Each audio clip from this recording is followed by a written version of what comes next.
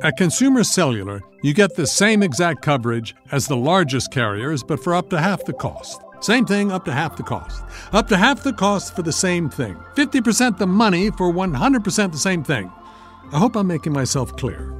Consumer Cellular. When freedom calls, we're here to answer. Call us at 1-888-FREEDOM. Half the cost savings based on cost of Consumer Cellular single-line 5GB data plan with unlimited talk and text compared to lowest cost single-line postpaid unlimited talk, text, and data plan offered by T-Mobile and Verizon May 2023. To whoever this may impact, sometimes our lives have to be completely shaken up, changed, and rearranged to relocate us where we're really meant to be. Sometimes change feels like loss, transformation is scary, and sometimes, to discover the best version of ourselves, we must let go of absolutely everything holding us down. Welcome to I Missed Me, your new safe space. I Missed Me's purpose is to help people all around the world to come back home to themselves. It is a healing self-growth podcast that encourages people to dive deep into their emotions, heal their traumas, and ultimately love themselves. My name is Mafia Ansures. I am your host, and I hope to be a part of your healing journey. Lux presents Hollywood.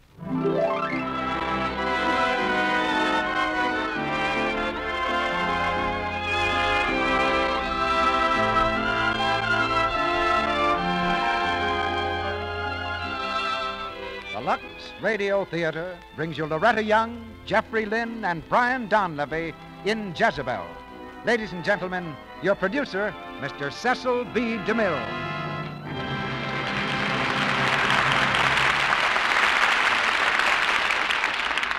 Greetings from Hollywood, ladies and gentlemen. The test of gold is fire, and the test of a strong man or woman is not peace and success, but danger and disaster. It's true today, and it was true 100 years ago, when a vain and selfish girl suffered her trial by fire and came out a heroine. Tonight we tell the story of that girl in Jezebel. Broadway applauded it first so lustily that Warner Brothers transferred the play to the screen, and tonight it completes the cycle of the theater with our radio production.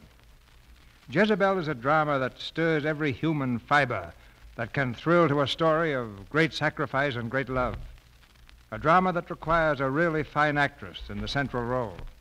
And that part goes to Loretta Young as our own private Academy Award for the magnificent performances she's given us in the past. Jezebel takes us back to a glamorous scene, the South before the war between the states, a land of gallant, quick-tempered men and lovely, impetuous women who lived by the high code of a day now beyond recall, lived excitingly, dramatically, and dangerously. That was the day of Julie Marsden, who will be played for us by Loretta Young, the time of Preston Dillard and Buck Cantrell, played by Jeffrey Lynn and Brian Donlevy. Those days were filled with adventure and beauty, but don't let's be downhearted, because these days are too. As a matter of fact, there are more beautiful women in this country now than ever before, and of course that helps to make Lux Toilet Soap a bestseller. Wherever you see beautiful women, and that's everywhere on this continent that I've been, Broadway, Main Street, or Hollywood Boulevard, you'll find Lux Toilet Soap a favorite. But come back with us now to the gaiety and color of the years when the South was a world in itself, and one of its loveliest cities was New Orleans. The curtain rises on the first act of Jezebel, starring Loretta Young as Julie Marsden, Brian Donlevy as Buck Cantrell, and Jeffrey Lynn as Preston Dillard.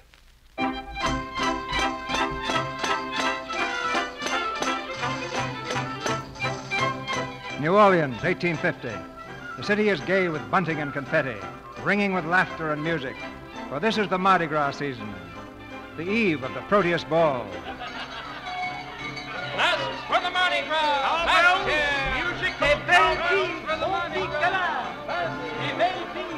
Through the dense crowds leisurely move top-hatted gallants and ladies in swaying crinoline. Well-groomed horsemen hold their spirited mounts in check. Traffic is almost at a standstill. From a side street comes an open carriage. As it turns the corner, one of the young blades in the back seat leans forward. Here, boy, here. Stop right over there at the hotel. Why here, Buck? Well, might as well get us a drink, Jeff. Sure, you'll have plenty to drink at the party. I know, but the trouble with party liquor is they always mess it up with cherries and such. You wait right here, driver. Come on.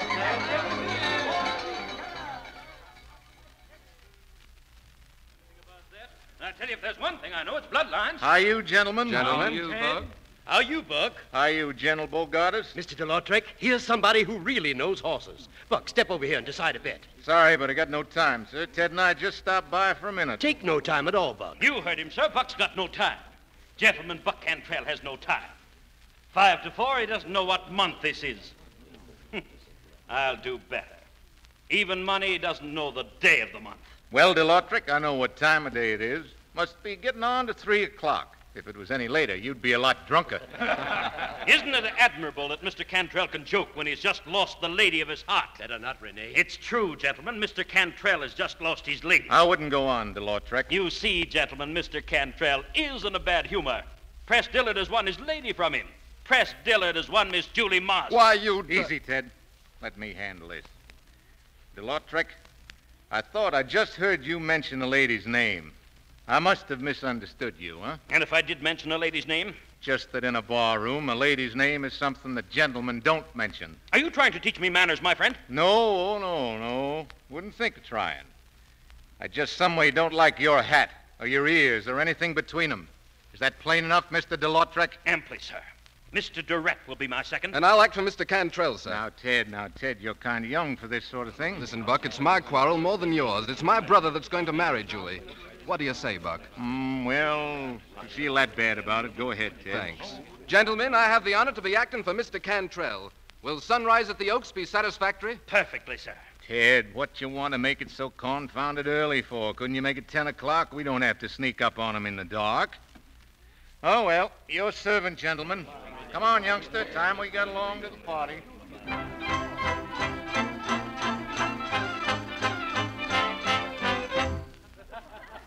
I don't see Julie, Buck. Where do you suppose she is? Is there ever any telling where Miss Julie is? There's her aunt. Good afternoon, Miss Bell. Good afternoon, Ted. I hope we ain't late, Miss Bell. Late? Julie isn't here herself yet. At her own party, in her own house. Really, I don't know what to do with the girl. Don't believe she was ever on time for anything in her life. Ah, well, time ain't so important, Miss Bell. You know, the longer I live, seems like the more there is of it. Good afternoon, everybody. Oh, there she is. Why, she's in her riding clothes. Julie. I'm terribly sorry to be late. I had trouble with the coach. Julie, a riding habit. No time to change, Aunt Belle. I think you look lovely, dear. Why, thank you, Miss Kendrick. How are you, Ted? Buck? Miss Julie? How you, Julie? Julie, everybody's been talking about you. It's disgraceful. But I said I was sorry. You know, when a colt gets high-headed, it's teach him his manners right now or ruin him. Yes, that's so important, isn't it? Yes. Julie, dear. Molly. Oh, Julie, I've been wanting to tell you, and I haven't had a chance. I think it all sounds so thrilling, Julie. Mary and Press Dillard and gonna live way up north. That hasn't been decided yet. Oh, Julie, I wish you and Press all the happiness. The best of health and the most of prosperity. Molly, you said the very same thing the last time Press and I were engaged. Well, where is Press? I haven't seen him yet. Oh, he'll be here. He was held up at the bank. Something important, he said. Drinks for the gentleman, Miss Judy. Oh, thank you, Uncle Cato. Buck? Thank you. To the very good health of the future Mrs. Dillard. Aren't you going to wish me happiness, too? What's the use? You won't get it. Marrying a trader, going up north. Press is a banker, not a trader. I'll thank you to remember that, Buck. I keep forgetting there's a difference. But just the same, you're not going to like it at the north, Miss Julie. I tell you, that's a fact. I'll be happy anywhere Press is. My dear, isn't Preston ever going to arrive? Oh, I am sorry, Miss Kendricks. He'll be here later. Preston found it important to meet with the directors of his bank. But it's your party, Julie. I think he knows that. Oh, what a shame. But I suppose a shoemaker must stick to his last. Bankers, too, Miss Kendrick. Excuse me. Aunt Belle, has Press sent any word? Just that it can't come is all. He can't come. Uncle Cato, order a carriage, please. Yes, sir, Miss Judy. Julie, what for? If Press can't leave his bank to come to me, then I shall have to go to the bank. Julie!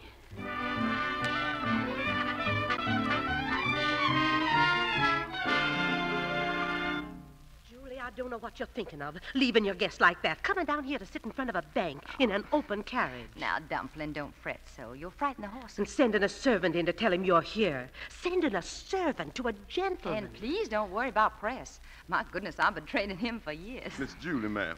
Did you tell him to hurry, Uncle Cato? Yes, sir, Miss Julie, I tell him. But he ain't coming out. That is not just precisely. He isn't what? That is, he said, Miss Julie, you please to go along, 'cause it's important. He can't see you till later. It's a conference. Mr. Press said that? Yes, sir, that's his very words. He say you understand. I understand.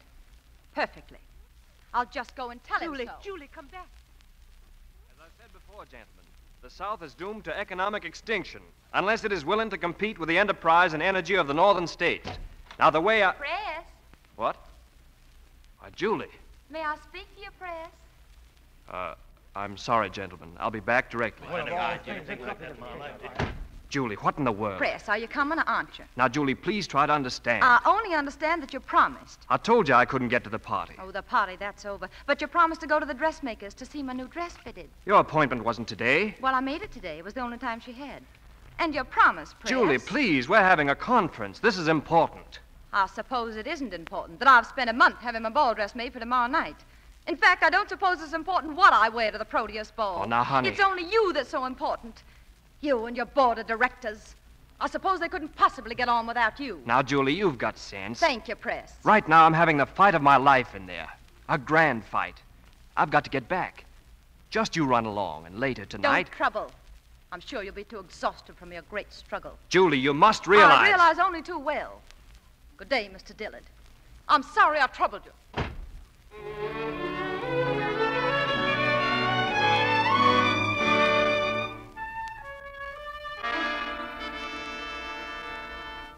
That's what she bought, General Bogardus, a red dress. And I do believe she did it just to spite Press. Julie can't be serious, Miss Bell. She knows right well no unmarried girl wears a red dress at the Proteus ball. Don't she know what a fuss everyone will make? That seems to be what she wants. But she couldn't do that to Press. She knows the position he has to maintain in this town. What if some man should make, a comment on that dress in Press's hearing? General Bogardus, you simply must talk to her. Make her realize what she's doing. Be firm. You're her guardian. And you're her aunt, Miss Bell. There ain't much I can do after 20 years of your spoiling it. Just rest right in here with the folks, Mr. Press. Here's Press now. Tell Miss Julie I'm here, Uncle Cato. Evening, Aunt Bell. Oh, Press, I'm so glad you've come. I thought, that is, Julie said you'd called again. Aunt Bell, it's high time we all stopped hanging on every word Julie says, when most times she only half means them. I agree with you, Press. Miss Bell, I'm going to speak right out. That girl is high-headed and willful, and I'm mighty glad Press has come to realize it. I appreciate your interest, General, but I believe I can handle this. Mr. Press. Yes, Uncle Cato? Miss Julie, she said, would you most politely excuse her? Excuse her? Is she ill, Aunt Bell? Why, no, Press. She's as sound as a nut. You'll pardon me a moment, please. I want to find out about this. Take all the time you need, my boy.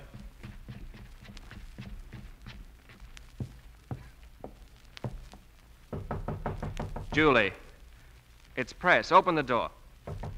Julie, you and I have got to straighten things out. There's no sense to all this. I'm here because I love you, Julie, because I know you love me. We've always had these silly quarrels. Can't we stop? Can't we get together and talk things over? Julie, open this door. Why, Press. Banging on a lady's bedroom door. I'm scandalized at you. Well, did you come up here just to stand there? I came up here to... Yes. Julie, how long must we go on like this? Like what, Press? Fussing, fighting, like a couple of children. Why do you treat me like a child, then? Because you behave like one. A spoiled one. You used to say you liked me like that once. You never wanted me to grow up. Remember? Julie, darling.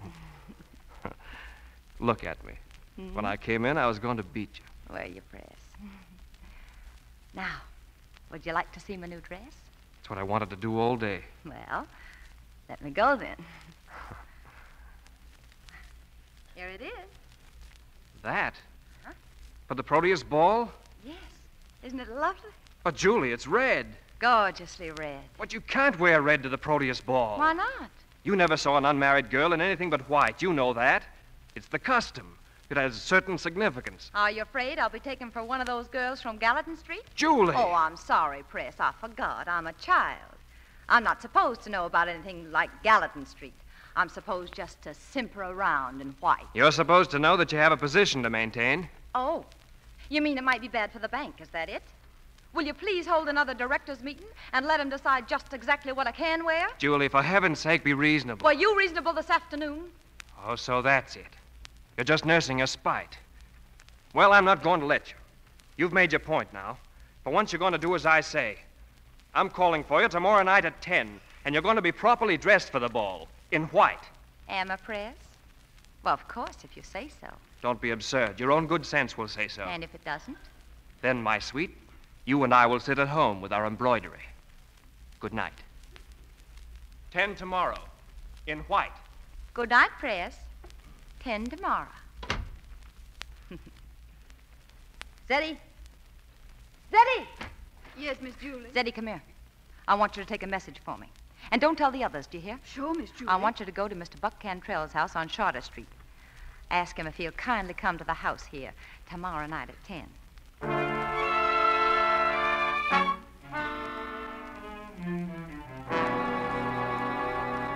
Buck? Evening, Miss Julie. Your message said 10 o'clock, and here I stand. Buck, I just heard.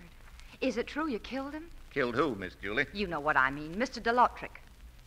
What was the quarrel about, Buck? Sure, Miss Julie, I don't rightly follow you. I saw Mr. DeLautric this afternoon, got his arm bandaged, that's all. Oh, I see. By zing, Miss Julie, you all dressed up for a hog killing. That's the reddest red I ever did see. I hoped you'd like it. Makes a man feel kind of all overish. Well, Buck. Look here, Miss Julie. Huh?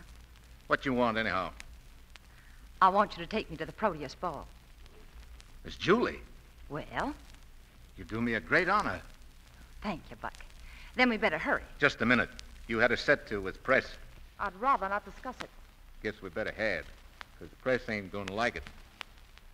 Afraid, Buck? The press will call you out? Oh, he'd do that naturally. Couldn't blame him much. Where do I stand carrying his lady to the ball? If I ask you to, isn't that enough? Not this time. I think too much of you to help you do something I know you're going to regret. I know exactly what I'm doing. Most likely you do, Miss Julie, but you're wrong. That dress could cause no end of trouble. Folks would keenly resent your coming to the ball and that. Then let 'em. They're just petty and narrow-minded. No, ma'am. It's just that they got rules, and they go by 'em, same as you and I. Oh. And you prefer to go by your rules? I always have, Miss Julie. I reckon you'll find Press does, too. Then I'm sorry I troubled you, Mr. Cantrell. Good night. Good night, Miss Julie. I'm sorry I... Julie, where were you? Press has been waiting. Has he? I'm sorry. Good evening, Press. Good evening. Well, shall we go? Not until you are properly dressed. Properly dressed. Why must everyone be so proper? Why don't you admit that you're afraid, Press? Afraid someone might insult me and you might be forced to defend me. Isn't that it, Press? The carriage is waiting for us. My arm, Miss Julie. Press, wait. Julie, think what you're doing. Good night, Aunt Dale. We'll be late if we don't hurry.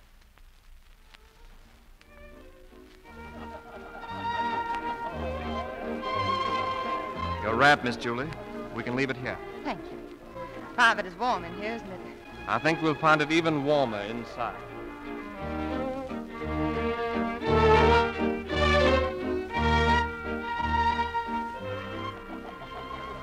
Well, I never.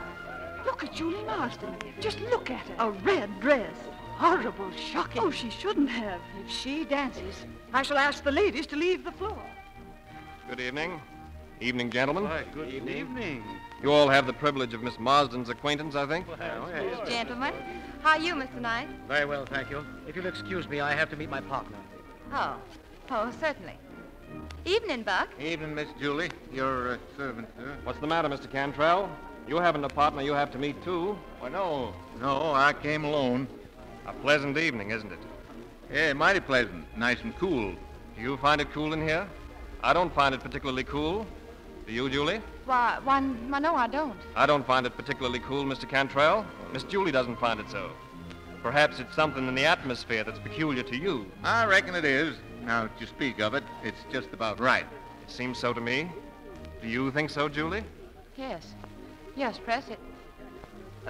Will you excuse us, Buck? Your servant, Miss Julie. Thank you. Yours, sir. Press, I think we better leave. Take me home, please. Why, my dear, we haven't danced yet. Shall we? I don't want to dance, Press.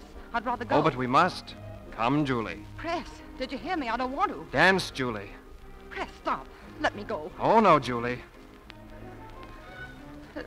They're leaving the floor. Let them. You don't care what they think, do you? I won't dance alone, Press.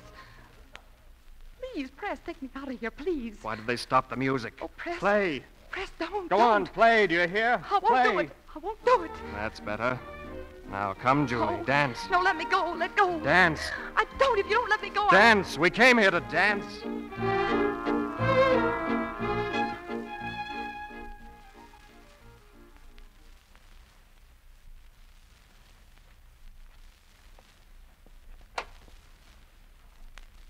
Goodbye, Julie. Is that all you've got to say to me, Press? There's nothing more to say. Even if I was wrong? You couldn't be wrong. You're Julie Marsden. Am I to get down on my knees? It would be interesting, but utterly useless. Evidently, you've made up your mind. No, Julie. You've made up my mind. Well, then, goodbye, Press. At least you'll shake hands. Of course. Julie, Well? There was something I forgot to tell you, Miss Julie. I'm going north in the morning. I'll be gone some time. Goodbye.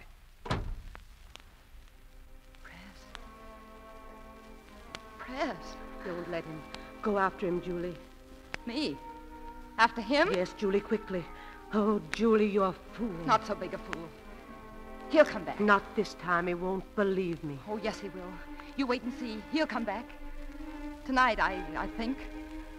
And if he does, say I've retired. And tell him I'm sleeping late in the morning. Not to come around until afternoon tomorrow. Julie, honey. Tell him that... Tell him that...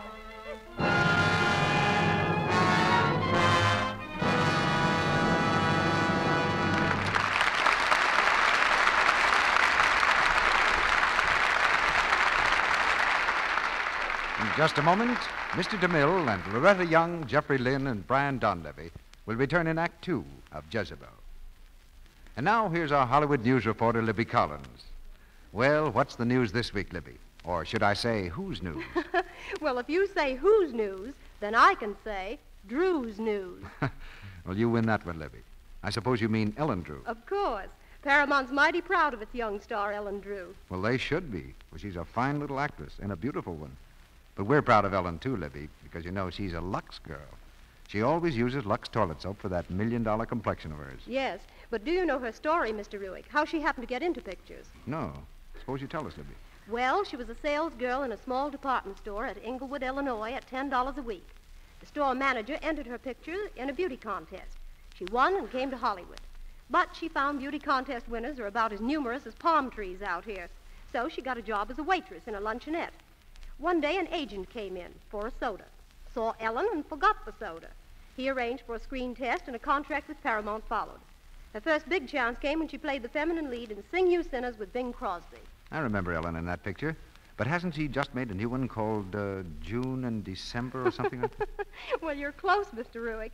Her new picture is Christmas in July with Dick Powell. Oh, of course.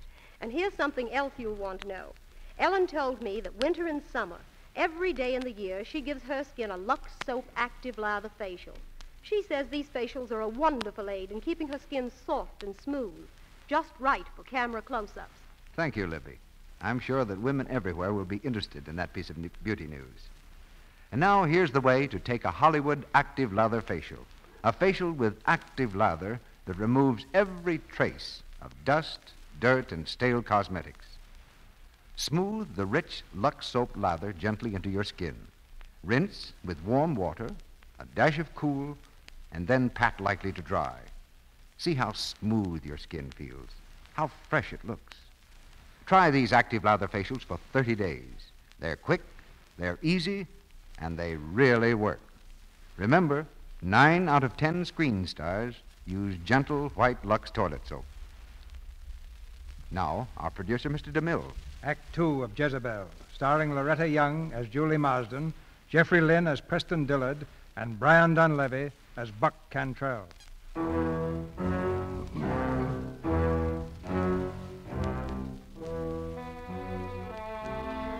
Almost a year has passed since Press and Julie said goodbye. The Mardi Gras Festival is only a few weeks off, but this time there's no gaiety in New Orleans. Only death and the muffled cries of the dying. For the foul breath of plague blows hot along the streets. Up from the dank marshlands creeps the dread plague of yellow fever. To the Marsden home comes an old friend, Dr. Stone, to warn Aunt Belle of the danger. It's only a matter of a few weeks, I'd say, but you ought to leave the city. Go on up to the plantation. Give yourselves a breathing spell. Is there really cause for alarm, Dr. Stone? I'm afraid there is. More deaths every day, Miss Belle. The city ain't going to be very pleasant till this blows over. Well, I'll speak to Julie again. She's been set against leaving, but I'll try to persuade her. Julie don't look as well as I've seen her. Looks a little pale. It's all I can do to get her to step from this house. Won't go outside except to ride that crazy thoroughbred of hers. And then I'm in fear and trembling she'll break her neck. Won't go any place where there's company, and won't have company in. Young Mr. Cantrell and the others she hasn't received in months. They've stopped calling. Only leave cards. Well, what does she do all day long? Tends the house like no house has ever been tended. She's so particular. If an article is half an inch out of place, or if one speck of dust is on anything, she notices. It makes me uneasy. You might be interested in a piece of news I got today. Preston Dillard's coming back. Press? Arriving Friday on the packet. What brings him? This yellow fever business. We two stand together on what ought to be done about it, so now it's busted loose, he's coming back. It's high time. Miss Julie might be interested, too. Yes.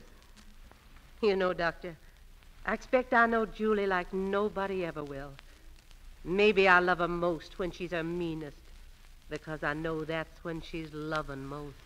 Morning, Dr. Stone. Oh, morning, Miss Julie. I was just talking about you running up to the plantation for a few weeks. Again? Miss Julie, you don't seem to understand. Dr. Stone, I'll let you know about it as soon as I can. Do, Miss Belle, do. Morning, Miss Julie. Bye, Doctor. You know, I do believe Dr. Stone takes pleasure in frightening people, particularly women. You don't remember the last outbreak of fever. You were too little. It was dreadful, Julie. I'm not afraid. I guess it's pretty serious. Press Dillard's coming home on account of it. Press is coming home? Of course. Of course he is. Did you know it? Certainly I knew it. I knew it all along. He had to come to me. He couldn't help himself. He wouldn't know how to fight as hard as I have to keep from going to him. We'll be married, Aunt Belle. I'm going to beg his forgiveness.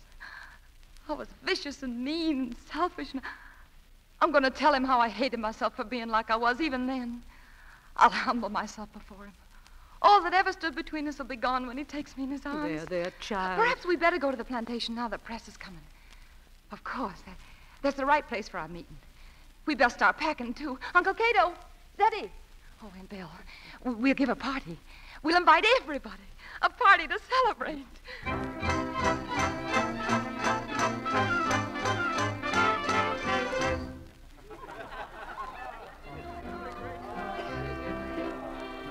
Buck Cantrell, how are you, Buck? How are you, Ted? Your brother Press here? Not yet. Doc Stone saw him in the city. Says he's bringing something rare and precious from up north. What could it be, I wonder? Oh, a stem winding watch, maybe, hmm? Maybe that's it. A stem winder.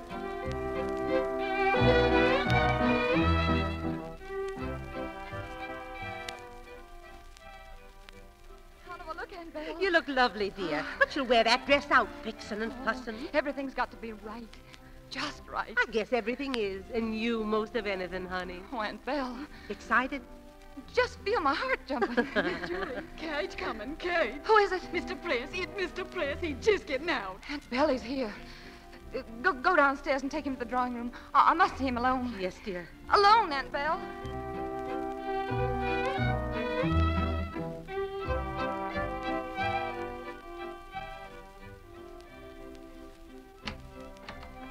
Press. Oh, Press. Well, what are you staring at? Are you remembering the time you wanted me to wear white? Are you, Press? Well, until now, I never have. Oh, what's the matter? Cat got your tongue? Julie. Ah, said that plain enough. Oh, Press, what fools we were. Press, please. That's over, Julie. Yes, of course it is, but... Oh, darling, I can't believe it's you here. I've dreamed it so long. A lifetime. No, even longer than that, and Julie, No, there's don't say it. Not yet. Press. I put on this white dress for you. To help me tell you how humbly I ask you to forgive me. See, Press, I'm kneeling to you. Julie, don't. I want to, Press. I want to make you forgive me and love me as I love you. Get up, Julie, please. Press, Get up. I only want you to know. Do you suppose I... Oh. Come in, Amy. Julie, this is Amy, my wife. Your wife? And you are, may I say, Cousin Julie? You're Press's wife. Well, Press, you're funning. Hardly. Married on such short notice. My felicitations, Press. You from the north, Miss Dillard? Yes, New York. From New York. Yes, I've never been south before, but I know I'm going to love it. You have such charming customs down here. You may find our customs, as you call them, quite different, Miss Dillard, from your countries. However, I'm happy to welcome you. Thank you. I did want to meet you. Press has told me so much about you. Everything, I suppose. Are you very surprised? We Southerners are impulsive, aren't we? I wouldn't be very much surprised at anything Press did. Will you excuse me now?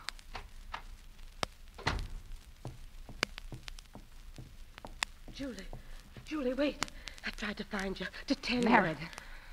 He's married. Julie, child, I'm so sorry. Oh, for heaven's sake, don't be gentle with me now. Do you think I want to be wept over? I've got to think and to plan. You can't fight marriage, Julie. Marriage? To that little washed-out Yankee. Press is mine, do you hear? He's always been mine. If I can't have him, then... How are you, Miss Julie? Why, Buck. Buck Cantrell. Well, why didn't someone tell me you'd come? Well, I'm most pointedly delighted. Most pointedly delighted, Miss Julie. Thank you. And just for that, I'm going to make you sit next to me at dinner. You honor me, Miss Julie. Oh, my goodness, Buck. You don't know how glad I am to see you.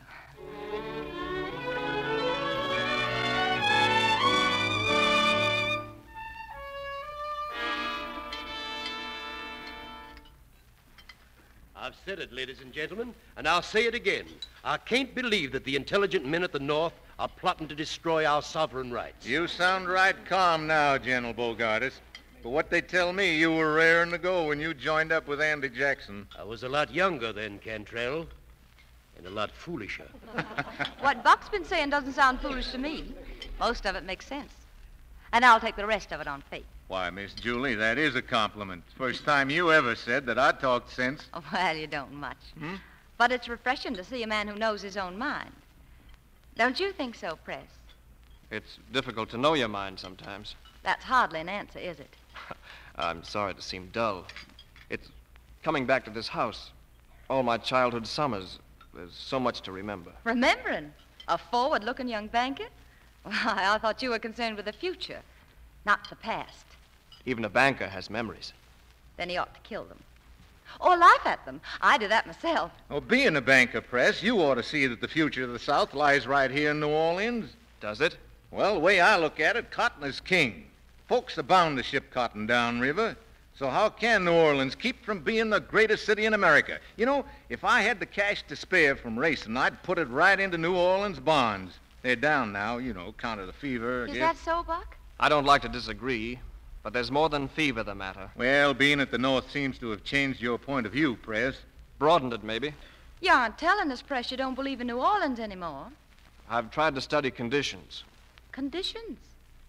Buck, you never studied conditions, did you? I'm not much on studying, Miss Julie. I've seen Boston. It's bigger. Chicago, pretty near as big, and come up in the past 10 years. There are plenty of others. It troubles me about the South. We're dreaming, and the dream is fading. Why? I hate to say this, but in a war of commerce, the North must win. Win? That's a mighty curious thing for a Southerner to say. Strikes me that way, too. But maybe Press has learned why. Up north. If you must have it, it'll be the victory of machines over men. Preston. I don't know as I like that, Dillard. You're not expected to like it. And you're going to like it less when it happens. Why, you talk like a... please. Yes, yes. Let's have no quarreling. Now, the ladies will be in the drawing room. You gentlemen can find us there. Press. Yes, Ted? Buck seems dead set to pick a quarrel with you. Oh, that's nothing new for Buck. And Julie, she's set herself to fascinate Buck like a Gallatin Street girl. Why? Don't worry. The less you crack your teeth, the longer you'll have them, young.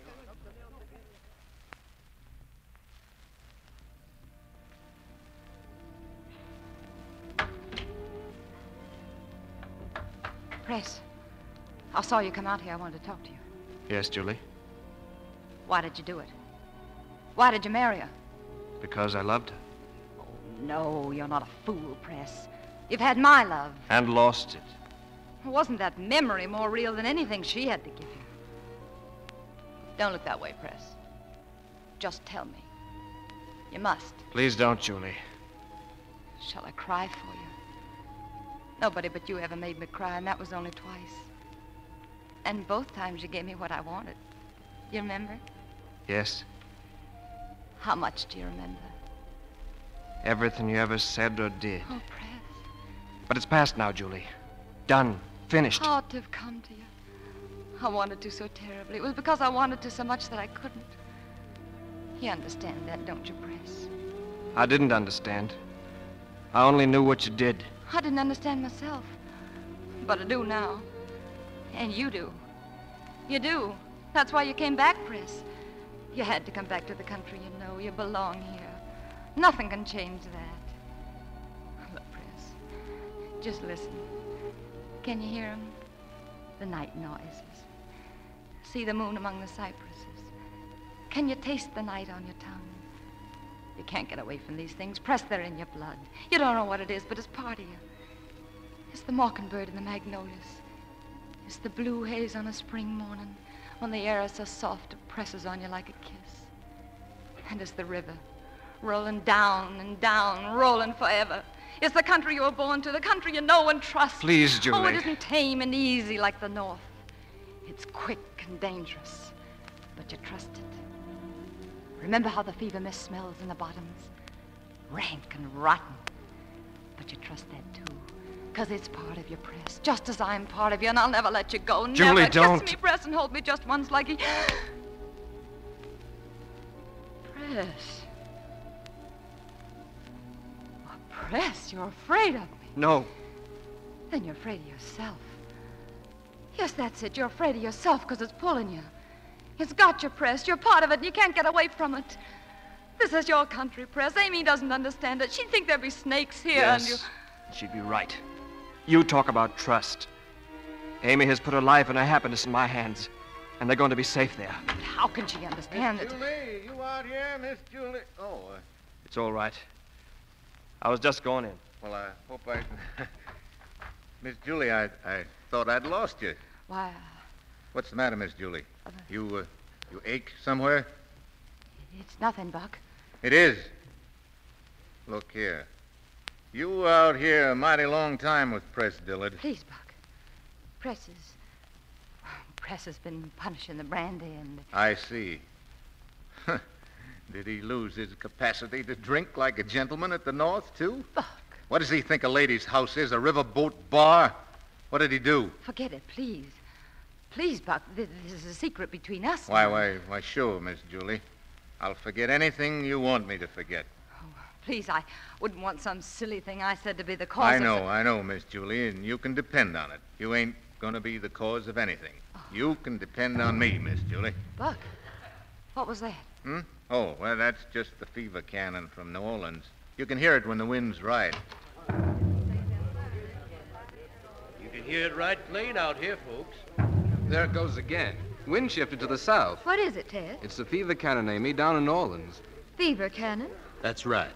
At night, they set tar barrels blazing on every street corner. And the Washington artillery fire cannon to fight the plague. But what good does that do? Why, everybody knows that it starts the air currents that carry the fever away. They might better drain up the swamps and clean up the city. Well, maybe they do that in the Yankee land, Press. They do? And there are quite a lot of other customs at the North that'll bear copying. And there are a lot of things up there that won't stand copying, too. I'll remind you, Buck, that my wife is a Northerner and a stranger here. You talk like you're the same. Now, see here, Ted, Buck. please.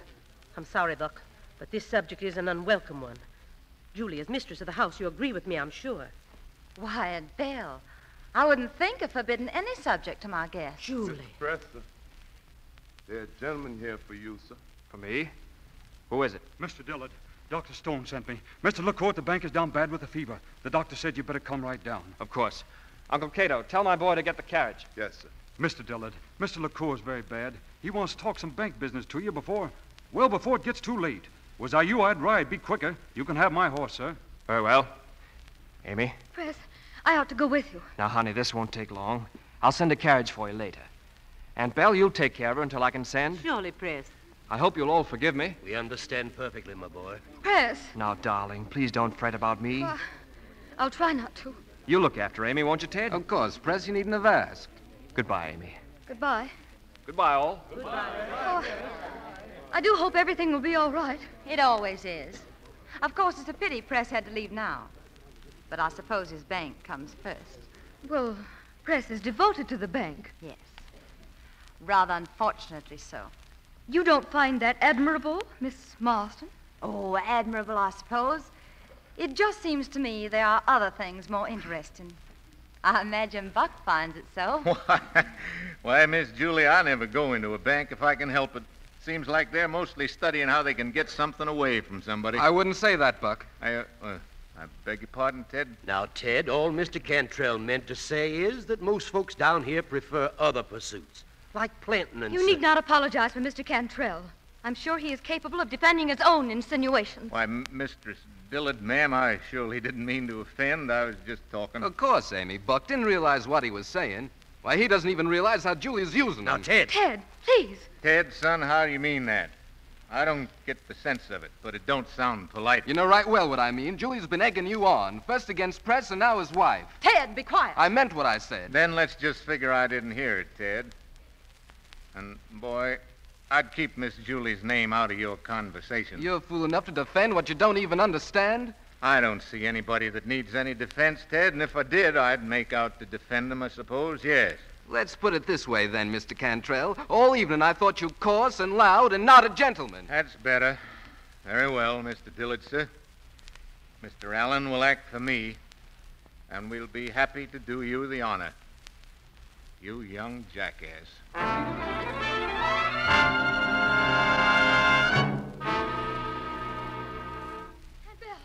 They're gone. They left the house an hour ago, before sunrise. Hush, Amy, hush, dear. There's nothing can be done about it now. Oh, Aunt Belle, if anything happens to Ted, Press couldn't bear it. Oh, why can't we stop them? Why? We women can start the men quarreling often enough. We can't ever stop them. She could. Julie could. No, Amy, she couldn't. Are you savages? Good morning. What brought you out so early, Aunt Belle? It's a grand morning. I couldn't resist it. Where are the gentlemen? You know very well where they are and what they are doing. Yes. A silly custom. But part of what we Southerners call our chivalry. Do you know, sometimes I envy 'em to face what they hate. To kill or be killed, to settle something. We can't do that, we women. It doesn't mean anything else. To you? Why should it? Listen. Someone's come back. Wait, it's Ted. Ted! Oh, Ted! What happened? Buck's dead. I never saw a man die before. He knew what you'd done. He told me so before he died. Oh, Julie, you're a... Come, Amy. Come in with me. We'll be leaving now. Buck is dead. Well, say it. Say what you're thinking, Aunt Belle. What is it? I'm thinking of a woman called Jezebel, who did evil in the sight of God.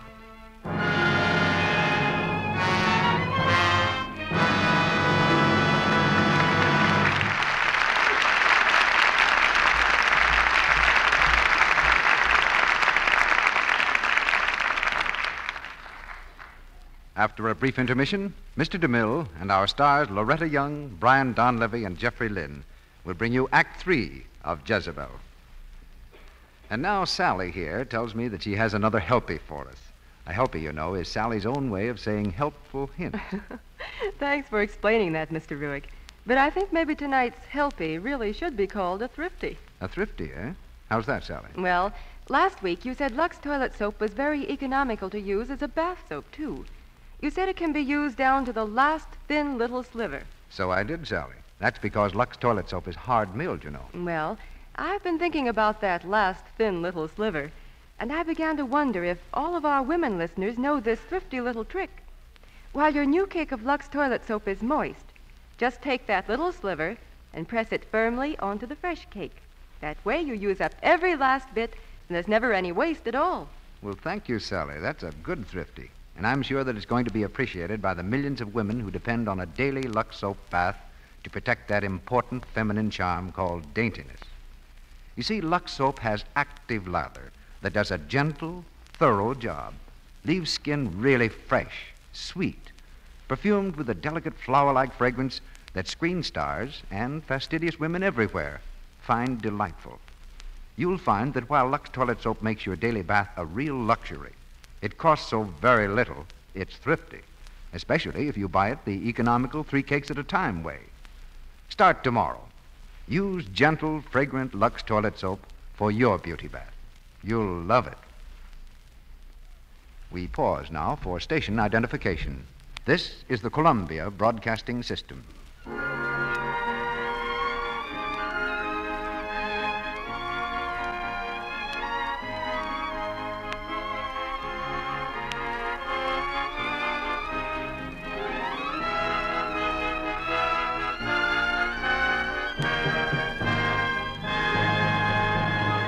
The curtain rises on the third act of Jezebel.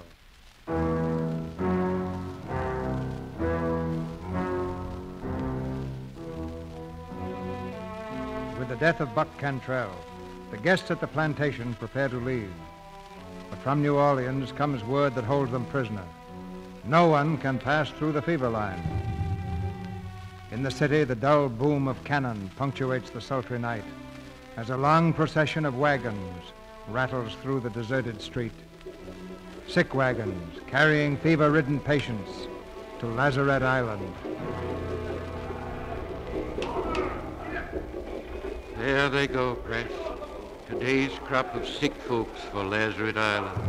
So New Orleans has come to that, Dr. Stone. Sending its sick away to die.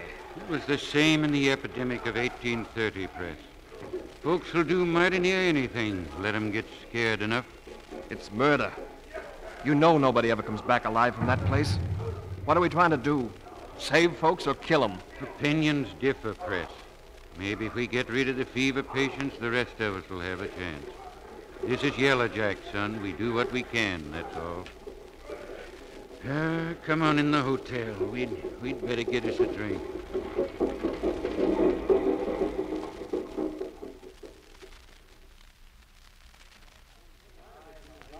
Yes, sir. What will it be, gentlemen? Bourbon. Make it double. Single for me. Yes, sir. Look here, son. Ain't that kind of unusual for you? Are you telling me what I can... I'm sorry, Dr. Stone. I don't know why I said that. Don't you feel right, boy? Why, kind of edgy, maybe. Been a tough day. And I got chilled walking up. Chilled? Press, you ought to be easing down. With liqueur gone, we're looking to you to see the bank through this mess. I couldn't be. I saw him myself day before yesterday. Well, I saw him an hour past. You think I don't know a dead man when I see one? Buck Cantrell? Yes, Buck Cantrell. He's dead, I tell you, and Ted Dillon's the one who killed him. Ted? Oh, I don't believe it. Gentlemen, I'll give 20 to 1 that it's the truth. Just a minute. Yes, sir. I believe I heard you make a private matter that concerns my family the subject of a bet. Well, I'm mighty sorry. I didn't know. It's not a thing to bet on. I reckon you're right, sir. I don't want to hear any more of it. I don't... What is it? I'm dizzy. Press. Yellow Jack. He's got Yellow Jack.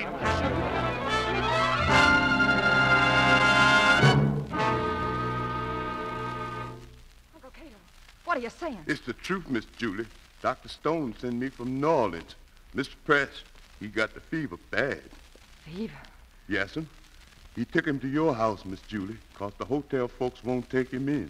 They're going to send him off to that leper place. The Lazarette? I can't. I've got to get to him. Only trouble, Miss Julie. They ain't letting nobody through the fever line. How come they let you through? They never, Miss Julie. I just kind of ooze through. But how? Why, when them white gentlemen stop me just out of town, I leave the horse with some folks I knows. and I go walking, Yes? I kind of squinch through the cane by the bayou. You swam that bayou? No, ma'am, Miss Julie. I scared of the gator. I just kind of find me a double-end pirogue. It ain't like I was stealing, Miss Julie. I fixin' to take it back. You are. You're taking it back right now. And I'm going with you. It's too risky, Miss Julie. And the Yellow Jack cutting folks down like straw back in New Orleans. That's why I gotta be there. Do you hear? We're going.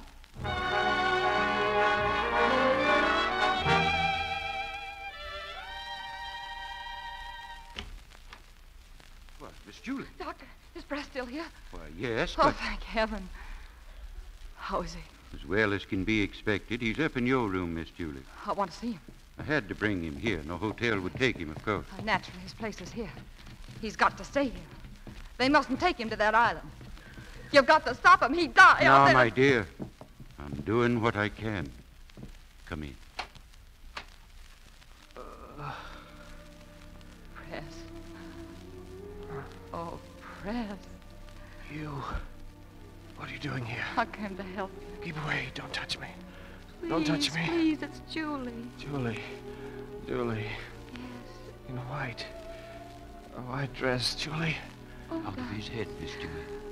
what can we do for him, Doctor? Just keep applying the compresses.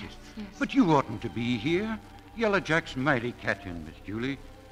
Catching, is it? We need more ice, Doctor. I'll go down and send some up. We'll keep him here. They can't take him away from us. We'll make him well again. Julie, I must tell you it was my duty. Press is a fever patient. I had to report him. You reported it. You'd send Press out to die. You couldn't. Julie, I put Press on his first horse. I caught his daddy out of his saddle when he died at Buena Vista at the head of his men. If there was anything else to do for Press, I'd have done it, Miss Julie. The compresses are warm.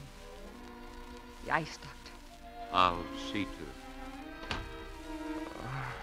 Lazarus Island. To die alone. Oh, no, Press. No, I swear it. Not alone. Press. The river. Yes. Part of you. And the blood.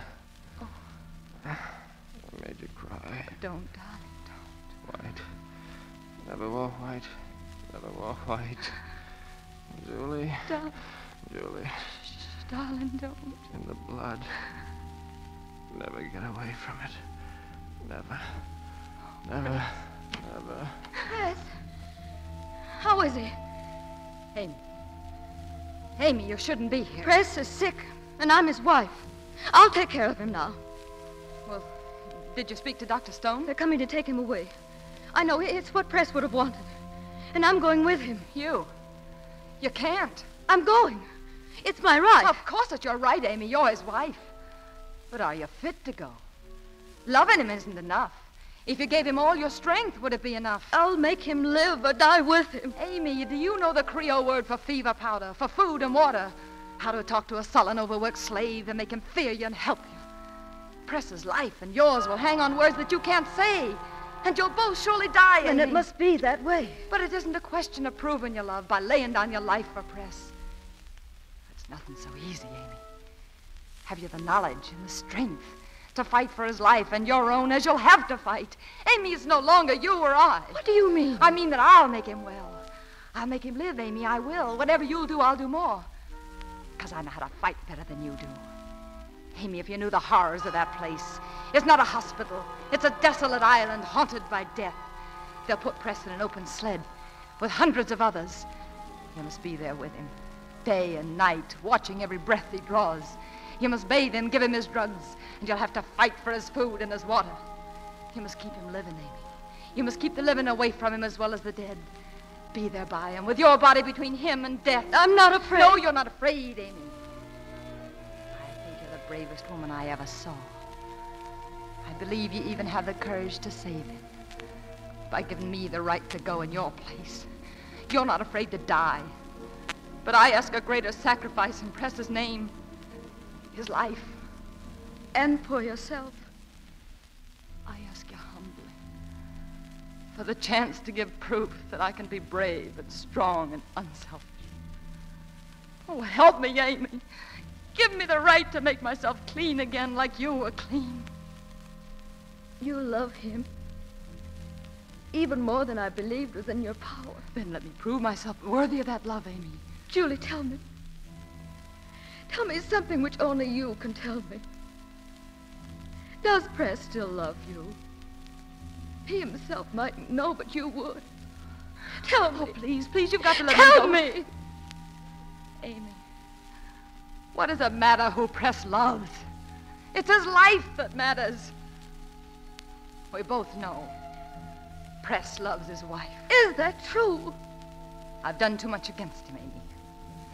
You were gentle and brave as I never knew how to be. Had there been any love in his heart left for me, I'd have taken him from you. I tried and I failed. Because he loves only you. Sick wagon. You ready? Amy. I'm grateful to you for telling me what I had to know. I believe you've earned whatever right was mine. God protect you and Press. Go with him. Thank you. Come in. Come in. We're ready now.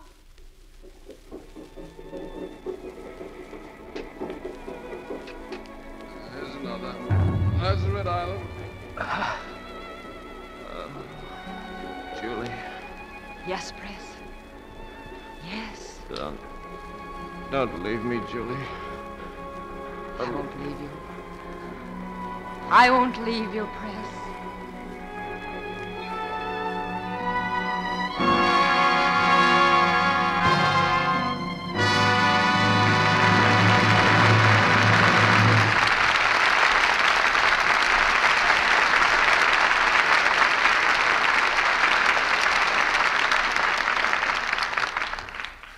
The wagons move on, the cannon are silenced as the curtain falls on Jezebel.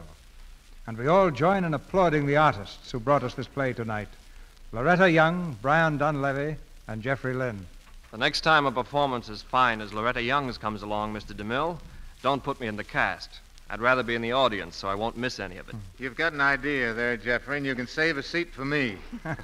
You, too, can be in the audience if you like, but I want to be right up here producing the play. My goodness, I seem to be surrounded by 3 true Southern gentlemen, and I'm very grateful to you. There's one thing, Loretta, we want to speak to you about. We think you had a perfect right to go off to Mexico and New York on your honeymoon, but it's time now that you started another picture. Well, as a matter of fact, Mr. DeMille, I'm going to work very soon in Mr. Frank Lloyd's production, Lady from Cheyenne. That sounds exciting, Loretta. Yes, and good luck on it. Thank you both. I know everyone is anxious to hear Mr. DeMille's announcement of next week's play. But before that, there's something I'd like to say to the ladies in the audience. Green light, Loretta. Go ahead. Well, this is especially for those women who have never tried Lux soap. I've used it myself for a good many years, but I know that a few days' use will convince anyone that Lux soap really is a fine complexion soap. That rings the bell, Loretta. Lux soap is its own best salesman. Well, Mr. DeMille, what about next Monday night's play? Next week, Brian? Yeah. We present our own special climax to the 1940 football season. The first complete radio production of the current Warner Brothers hit, Knute Rockne, All-American. And our star will be the same one you saw in the picture, Pat O'Brien, in his great performance as Knute Rockne. Besides Pat O'Brien, you'll hear Ronald Reagan and Donald Crisp, also of the picture cast, and Fay Ray. This is more than the story of winning football teams. It's the thrilling true-life drama of a man who taught his players a code of conduct that will live long after gridiron triumphs are forgotten. A man who left his mark on America. And next Monday night, you can all have seats on the 50-yard line when we present Knute Rockne, All-American. The cheers will be spontaneous for that show, Mr. DeMille, and we'll be right on that 50-yard line. Good night. Good night. Good night. Good night. You've made it a night we won't forget.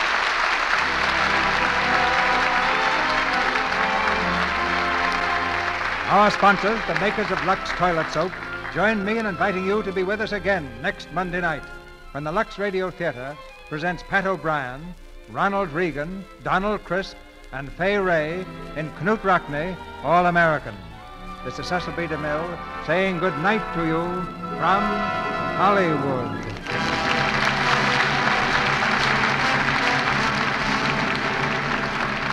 Heard in tonight's play were Verna Felton as Aunt Belle, Eugene Francis as Ted, Lorene Tuttle as Amy, Griff Barnett as Dr. Stone, Earl Ross as General Bogardus, Lou Merrill as DeLautrec, Jack Carr as Uncle Cato, Claire Videra as Mrs. Kendrick, Ann Tobin as Molly, and Ralph Sedan and Byron Shores.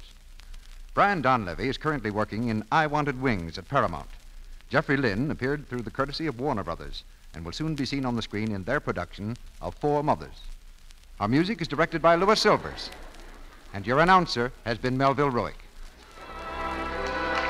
This is the Columbia Broadcasting System.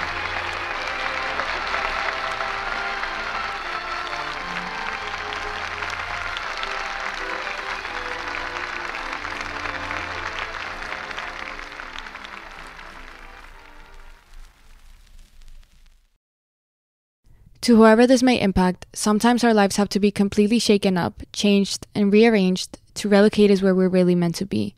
Sometimes change feels like loss, transformation is scary, and sometimes, to discover the best version of ourselves, we must let go of absolutely everything holding us down.